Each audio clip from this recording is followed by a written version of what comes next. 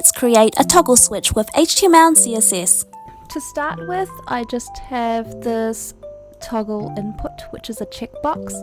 Checkbox will have a state of 1 or 0, which is a boolean, true or false. So this is what we will use for our toggle switch. Let's go to our CSS. We want to set most of the styles for our toggle switch in the label, so we will add that. We will also need a label that has input type of checkbox and checked, as well as the checkbox itself. Now, to start with, we do want to hide the checkbox because our label will be the representation of our toggle switch instead. Since the checkbox is inside the label, and also because the ID and 4 are both toggle, whenever you click on the label, it will also toggle the checkbox. Now let's style our label. Let's go 96 width and height of 48 pixels. We will also make this display block and add a dummy background for now. We will change this later. Now you can see this is the basic shape for our label. I'm just going to put some styles here just so you can see things a bit easier.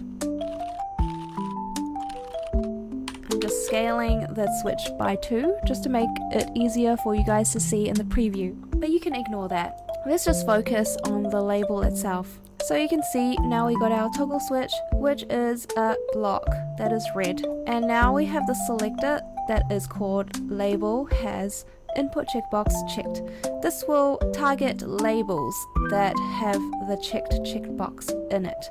So let's just do a dummy style here and make it blue. Essentially, when it's unchecked, this background should be red, but when you do check it, it should be blue, as you can see here. And now that we have these two states, we can control what this will look like. First of all, let's start with the label itself. Usually the toggle switch is rounded, so we can add a border radius here. Let's make it 24 pixels. And you would have a switch. So let's target the label pseudo element.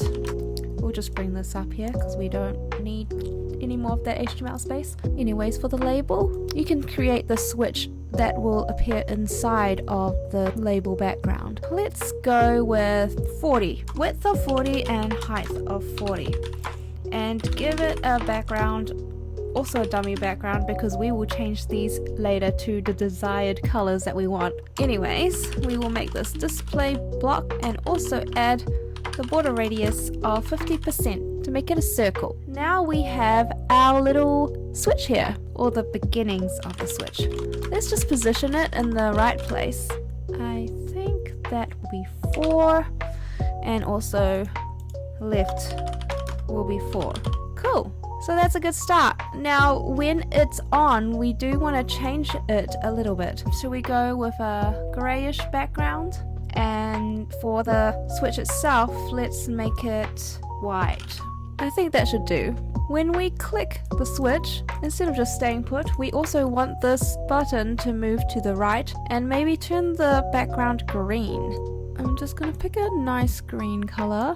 That seems like a nice green. So I'm going to take that color and paste it in here. So we have our background color toggling, but now we want the switch to move, so it makes it more interactive. So here, let's copy this. If you have SAS, then you can just nest them, but I will just show you this demonstration. What we want to do is, when it's active, we want to make, but we need to add an animation to that too. So let's add a transition, targeting left, and give it a speed and an animation type. So will it work? There we go, there's our switch. We might need to add a cursor, a pointer as well. And it's easy as that. Now you can just customize the switch however you want it to. And now I'm just going to freestyle it and make this toggle switch a little more interesting to look at.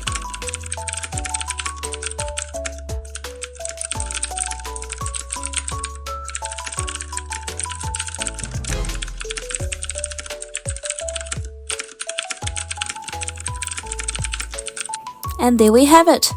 Happy coding!